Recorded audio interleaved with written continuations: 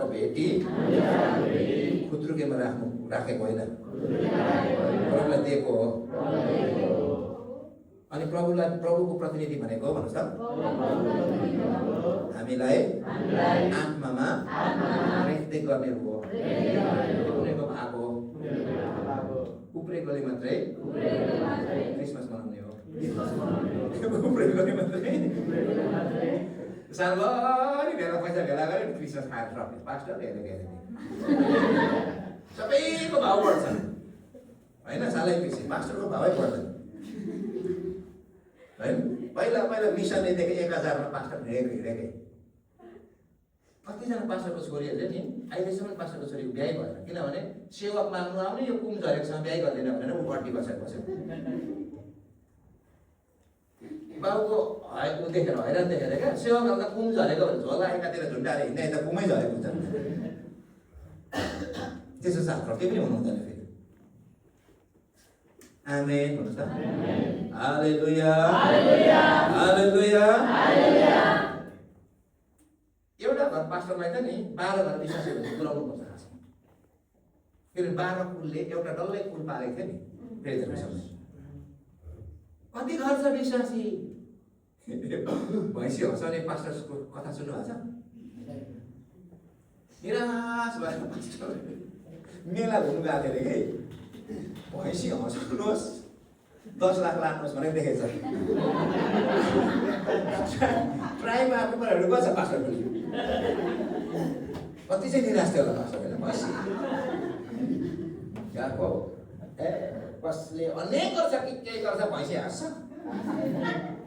पास्टरको पालि 1000 तिरेर बस कानमा के भन्दै थियो, भैँसी सानो हाँसेर पैसा दिनु मानेन। असम्भव कुरा कसरी गर्यो? अब चाहिँ रुवाउनु पर्छ। सबैले के गर्छ, भैँसी रुँदैन। पास्टरको पालि के कानमा भन्दै थियो, फेरि भैँसी रुएर फेरि पैसा दिनु मान्दैन। अब तिमीले नछुई 2टा दामले बाँधेको छ भैँसी, दामलो चुडाएर भाग्ने बनाउनुपर्छ, अनि 10 लाख पाउँछ। सबले ट्राई गरे छैन। पास्टरको पालि के भन्दै थियो, भैँसीले 2टा दामलो चुडाएर भागेछ। अनि अन्तिममा अब उपाय केही भएन। लु अब पैसा चाहिँ दिन्छौँ 10 लाख। कहानी भन्नु पऱ्यो, कसरी तपाईँले यो गर्छु। सबभन्दा पहिला मैले केही गरेँ, पैसा थापेर पहिला पैसा दिने पनि भन्छु, पैसा गोजीमा लगाएर भनेको। सबभन्दा मैले पहिला त मैले भैँसीलाई गएर कानमा भनेको, म त पास्टरको त भनेको, भैँसी आफै हाँस्यो होइन। भैँसी हाँस्यो। त्यहाँदेखि कसरी रोयो भन्ने गर्दाखेरि चाहिँ मैले मेरो कहानी भने, चर्चमा 150 विश्वासी छ, भेटी यति उठ्छ, मलाई यति सपोर्ट गर्छ, मेरो यतिजना छोराछोरी छ। यसो हेरेर पास्टरलाई सपोर्ट गरेको पैसा क्यालकुलेसन गरेर उसले घाँस खाने क्यालकुलेसन गरेर त उसको घाँसको जति पनि नहुँदो रहेछ अरे क्या। पास्टरको सपोर्ट त उसको घाँस जति पनि। उसको दुःख देखेर भैँसी रोएर चौपट। भैँसी रोइसँग अहिलेको विश्वासी रुखको छैन नि, आफू भयो। अहिले झन् अहिले स्टारहरू खतरा प्रभुको दासहरू देख्छ होइन, त्यतातिर पठाइदिनु खोज्छ बरु पैसा। एकजना पास्टर बाबुले भने, बिचरा पास्टर बाबु विदेशमा गयो, पहिलो भेटी चाहिँ पनि कुन पास्टरलाई पठाइदिने हो, अगुवाई भयो, के गरौँ भनेर मलाई सोध्यो। अब मैले के भन्ने भनेर, यो त कस्तो पो हो भनेर सोधेँ मलाई। फेरि कस्तो पो हो भन्छ फेरि मलाई। मैले भने विदेशमा गएर पहिलो स्यालेरीले चाहिँ छिमेकीको श्रीमतीलाई साडी किनेको जस्तै हो।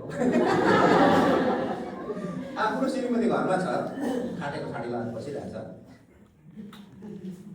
अनि छिमेकीको श्रीमती जो अलरेडी झिल्की छ, चटक्कै भएर हिँड्छ, बुढाले राम्रैसँग लगाइदिएको सबै छ, उसलाई पहिलो स्यालेरीले साडी किन्यो। के बुझ्नु भयो?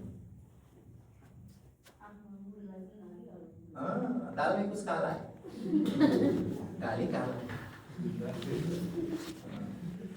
त्यस्तै हो भन्ने मेरो। यो मैले तपाईँलाई भन्नु खोजेको कुरा चाहिँ अरू प्रभुको दासहरूलाई सहायता नगर्नु भनेको होइन, तर पहिलो जिम्मा चाहिँ तपाईँको श्रीमतीको आफ्नो जिम्मा हो। तपाईँको छोराछोरीको पहिलो जिम्मा हुन्छ बाउ भएकोले, श्रीमान भएकोले, मण्डली भएकोले। तपाईँको पास्टर, तपाईँको लिडर्सहरूको जिम्मा चाहिँ तपाईँको पहिलो हुन्छ, तपाईँको पास्टरको पनि तपाईँको मण्डली पहिलो जिम्मा हो। आमेन भन्नु ऊ सन्तुष्टि हुनु पर्यो, यो पनि हामीले जान्नु चाहिँ पर्यो। तर मैले यहाँ भन्दै गर्दाखेरि हामी अर्को कुरा त्यो चाहिँ हामीले खोज्ने होइन, लिडर्सले खोज्ने होइन। यो चाहिँ कसले खोजिदिने हो भन्नुहोस् त? विश्वासीले खोजिदिने, उसको आवश्यकता पुरा हुनुपर्छ भन्ने कुरा विश्वासीले खोजिदिने। याद गर्नुहोस्, गाई पाल्दा गर्दा के हुन्छ? गोठालाको काम के हुन्छ?